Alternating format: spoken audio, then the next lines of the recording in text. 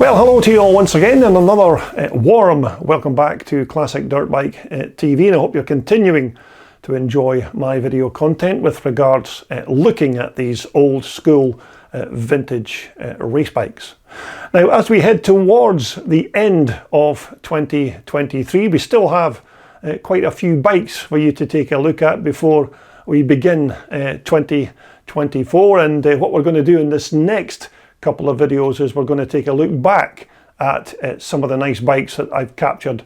during this 2023 racing season. So we're going to start off here with this part 1 selection, and then of course we will follow that up with a part 2 version. So let's just dive straight into the first video and take a look at our very first selection of classic machines. And so we're going to start at the Telford show, which was away back in February of 2023. We're going to take a quick look at this 1992 WR500 Yamaha that was one of 3 WRs that were on display over that weekend. And this bike here certainly looks like a decent original example. But basically these WR500 Yamahas were a combination of YZ250 and YZ490 Yamaha parts, and these WRs, or wide ratio Yamahas, were essentially their last ditch attempt at trying to revive the old 490 YZ. So they then took the old YZ490 motor and gave it a bit of an upgrade to 500 cc, and then they put it inside a 1992 YZ250 Yamaha chassis. But the other point about these WRs was that Yamaha never really aimed this bike at being a full-blown motocross machine, and the wide ratio actually had nothing to do with the gearbox inside this bike, because it was still the old 1980s YZ490 transmission, but this time with a 15-tooth primary drive sprocket and a 50-tooth rear sprocket instead of the original YZ490 of 14 and 49 layout. And the wide ratio title was really hung on these bikes, and it was more to do with Yamaha labelling the bike as a good all-rounder that could be used for any conceivable type of off-road event, and not in particular motocross. Although, as you'd expect, these WR500s were still mega fast bikes with that big 500 two-stroke motor inside what was at the time a relatively modern 250 chassis. And as I mentioned, this bike and these other 2 examples here were all up for sale on the day, and in the first few minutes of the show opening, this pair of WRs here had already been snapped up by a lucky buyer. But again, these WRs are quite rare, and you certainly don't see too many of them coming up for sale. Now, this next bike here was another one that I spotted in 2023, and this time it was at the Helsington Scramble near Penrith, and this 1972 MC250 Michael certainly caught my eye as I was wandering around the paddock. Now, of course, this bike's not a fully original example, as it does have quite a few upgraded parts from the stock factory fitted items, but nevertheless it's still got its original 72 frame and engine, which I suppose still qualifies it as a 1972 machine. But again, this old Michael here has the square barrel cylinder, which is just before Michael then switched on to the more common radial finned engines that were fitted to the likes of the big 490 Mega 2s. But you can see that this owner here has been very busy drilling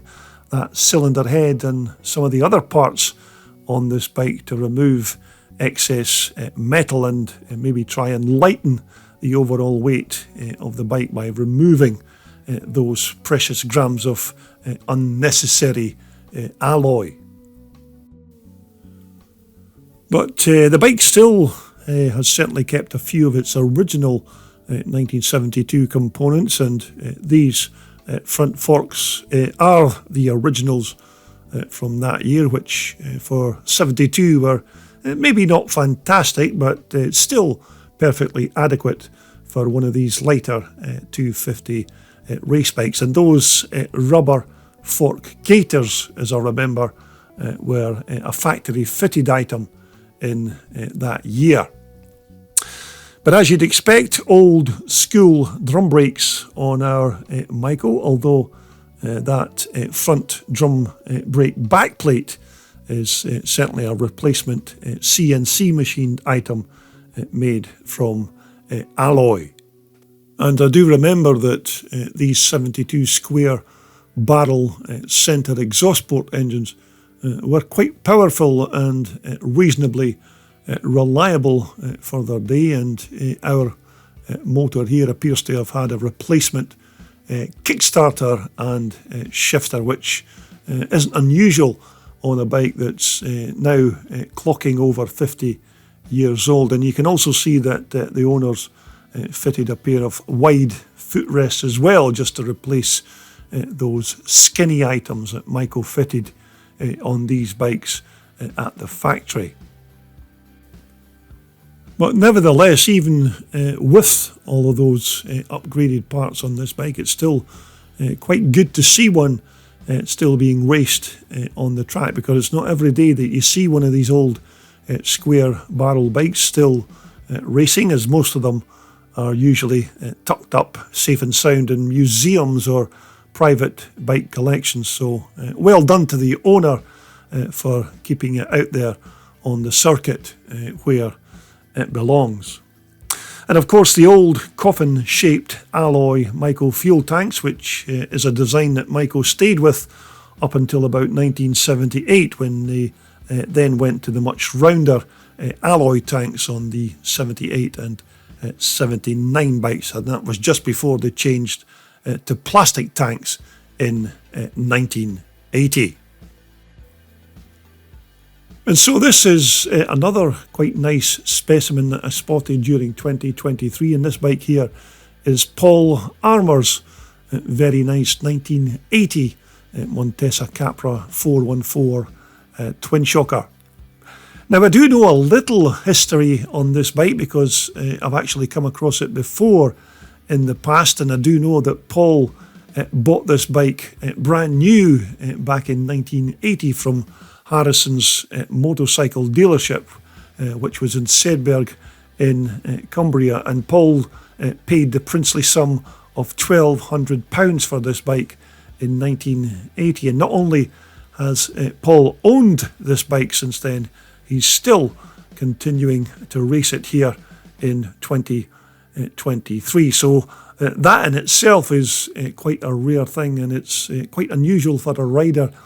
to stick with the same bike for so long, as many riders tend to change or upgrade their race bikes to other makes and models of machines as their years roll by. But certainly Paul stayed very loyal to his old Spanish Montesa. But back in the day, this Montesa two-stroke engine would have been coloured black, but I do remember Paul telling me about the winter floods that he had in Cumbria some years back, when his beloved Montesa ended up being submerged in 6 feet of water, whereby Paul had to then completely strip the bike down to its last nut and bolt, and then fully rebuild every single part on the bike, which is more than likely why this engine has now lost all of its original black paint. And even although this bike's been completely rebuilt, it's still retained many of its stock original parts, including these Italian-made Marzocchi forks, which were used on quite a few of these Spanish Montesas of that period. And as I've mentioned in some of my other previous videos, for their time, these Marzocchis were certainly considered decent suspension units, and they did work quite well on all manner of motocross machines. And here at the back end of Paul's Montesa, these are still the original 1980 suspension units that came with the bike when Paul first purchased it. But other parts like the bike's rear hub and both of those alloy wheels are without doubt the genuine articles from that year. And in fact, besides that 414 motor losing all of its black paint, Paul's Montesa still looks no different from the last time I set eyes on it more than 10 years ago. So even after all of these years, you'd expect just a few parts to have been swapped, but even the bike's rear tailpipe and that rear mudguard are still the genuine articles from when the bike was brand new. So all of these parts go towards helping keep this bike as original as possible. But again, a plastic fuel cell for our big Montesa, which as you can see is showing absolutely no signs of aging or fading after 40 odd years on the track, and the tank even has its Montesa badge still intact, as quite often these tend to fall off once they get contaminated by petrol spillage. And even the bike's handlebars and Magura levers are still intact and still going strong, but those grips are brand new, which is what you'd expect on a bike of this age. But again, these Montesas are not a bike that you see too often on racetracks these days. There are a couple of riders that I do know personally who still use them, but they are certainly in the minority, because back in 1980 these were very quick bikes and they did sell well around Europe and here in the UK, and it's thanks to the likes of Paul and a few others who keep their faith with these old Spanish bikes and continue to race them on the track. Right, so this is another little cracker that I spotted at the Helsington Classic Scramble in the summer of 2023, and this little beauty here is Jeff Taylor's Twinport CZ. Now, I never actually got any information of this bike on the day. I grabbed these video clips, so I'm not sure if it's either a 360 or maybe even a 380, but I'm guessing that it's probably based around a late 1960s model. But as I said, I'm only really guessing, so don't quote me on that particular fact. But the bike is certainly not a fully original machine, as of course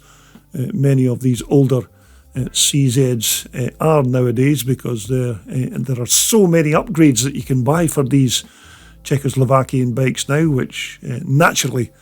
makes them a very good buy if you want to get yourself into classic motocross. But the engine is a single-cylinder two-stroke with these twin exhaust ports and pipes, which were the old-school underslung variety, which is how these were made back in the day, with the twin pipes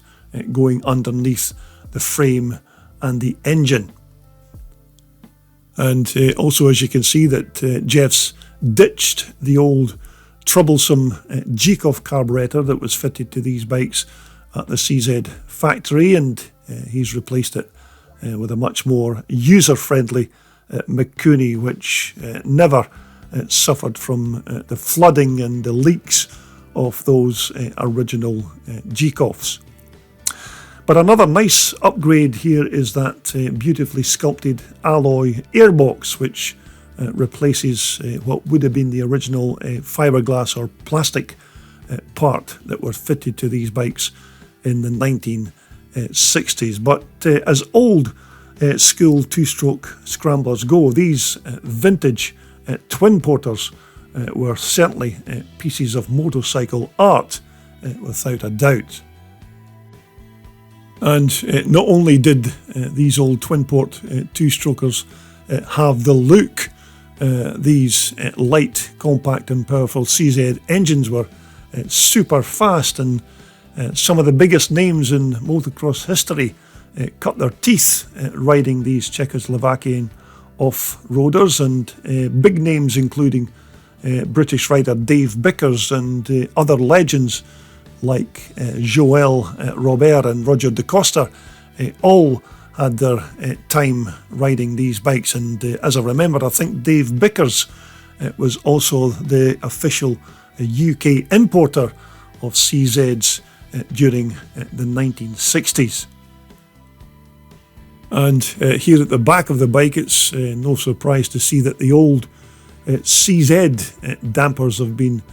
swapped for a much more modern pair of alloy bodied classic units, although their actual make or manufacturer is not known to me at this time. But this is the view that you would get if you were chasing one of these twin porters around the racetrack, and when you see these twin pipes running down either side of the chassis, then you know exactly what kind of bike that you're following. And these lovely CNC machined triple clamps are all part of the REH suspension system that's fitted onto the front of Jeff's bike. Not the original CZ forks, of course, but a lovely pair of suspension units from REH. Although, without doubt, these old twin porters were certainly amongst some of the nicest looking motorcycles of the 1960s era. Now, one of the more unusual four-strokers that I came across this year was this BSA that belonged to Ian Clark. Now, this is a bike that unfortunately I don't know anything about, and I was never actually given any information or background on the bike on the day, but I'm pretty sure that some of my YouTubers out there will know exactly what they're looking at here. And of course, please feel free to leave any relevant information in the comments section below. But I still thought that this was quite a nice looking piece of kit, and it's definitely worth a couple of minutes here of airtime on CDBTV. But certainly straight away you can see that the bike is powered by a big BSA B50 four-stroke engine, which I don't think is an original engine because it does have replacement casings, but nevertheless a big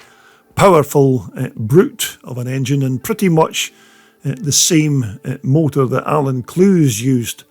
to power his big CCMs way back in the day. And we all know just how successful those were after Alan had taken what was originally a pretty dull road bike engine and then retuned it for more power. Now, when it comes to the bike's chassis, it doesn't look like a stock BSA frame, and I think this could possibly be just a custom made frame, but as I said, I'm only guessing again, so I might be wrong on that particular point. But it all looks pretty well put together, and you can see the modern machining there on those cases, and of course the scalloping or removal of some of those cooling fins as well on the cylinder head and barrel. But we still have quite a nice alloy fuel tank on this bike with that Monza style locking fuel cap there on the top. But the paint job is a bit unusual in this bright yellow colour, but it still matches up quite well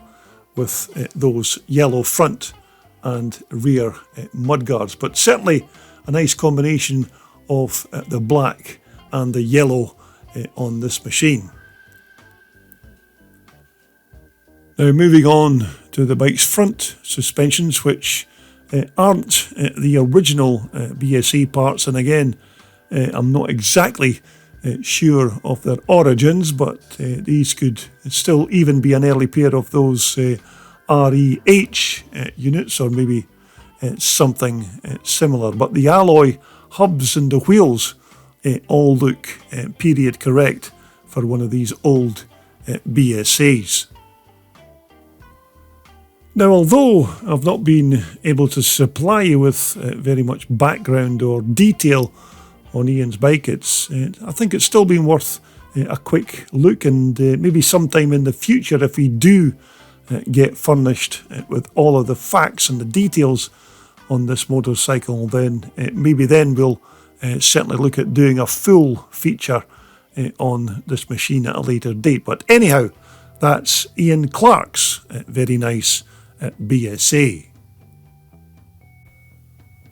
But one of the more unusual and bizarre bikes that I came across during 2023 was this 1962 Russian-built IZH 350 Cossack twin-port two-stroke that belonged to Raymond Road. Now, these Russian-built IZHs were never ever an off-road bike originally, but this example here has been relieved of all of its road bike panels and lights, etc., and somebody's decided to take the plunge and use it as a classic scrambler. Now, I suppose that some people would even say that they wouldn't even take one of these Cossacks onto the road, never mind onto a racetrack, but nevertheless Raymond was certainly brave enough to give it a go, so you could never question his bravery. But according to my research, these IZH Cossacks were all based around the Planeta road bike models of 1962. So essentially the engine is a single cylinder twin exhaust port 350 two-stroke that I'm sure had a 5-speed gearbox, and as with a lot of these old classics from the former Soviet Union, every single part to manufacture these motorcycles were all made in the one factory, and virtually no materials or other components to put them together were imported into the country, which, as you know, was almost impossible anyhow in that current climate. And it's actually also documented that the IZH company were the original makers of the legendary Russian Kalashnikov rifles. But if that was before, during, or even after they built these bikes, I'm not entirely sure. But even as a simple commuter road bike engine, I expect that this 350 wouldn't have been that powerful. And I think I've heard figures of only around 10 horsepower was about as much as this 350 could muster. But you have to say that this engine certainly looks like it comes from Eastern Europe, and it's maybe not as nice as that CZ twin porter that we saw earlier, but those weird looking inspection plates there on each side of the cylinder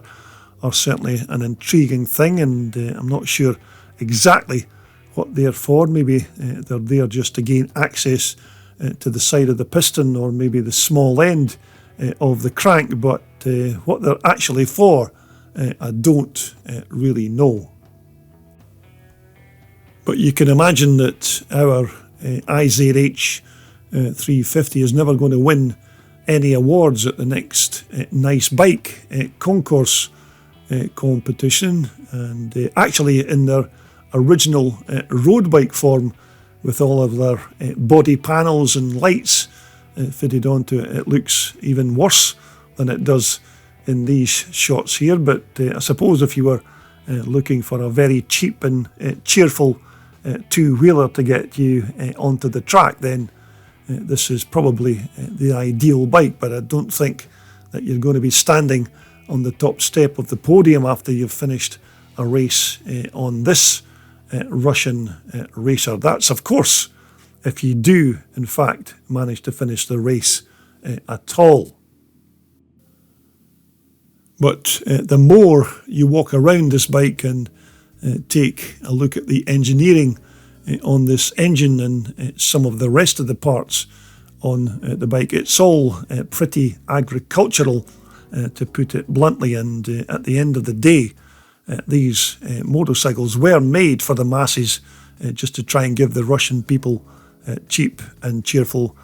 transport at a time when the political landscape of that country was a very hard and harsh regime. So you can understand just how important these motorcycles played in their daily lives. And again, twin exhausts to complement those twin header pipes, and these pipes here are still the original road going parts that were used when the bike was a commuter machine. And to hold the gas for that 350 engine, it was a big heavy steel fuel tank, because the likes of fiberglass or things like alloy wasn't really that readily available way back in 1962. But it's certainly not all 1962 parts on Raymond's racer, because he's also added these plastic handguards and a much more modern pair of Renthal handlebars along with a new gasser throttle as well. Although I still suspect that this bike seat is another addition to the upgrades, as this is not the same seat that would have been fitted to the 1962 Cossack Planeta that this bike was originally based on.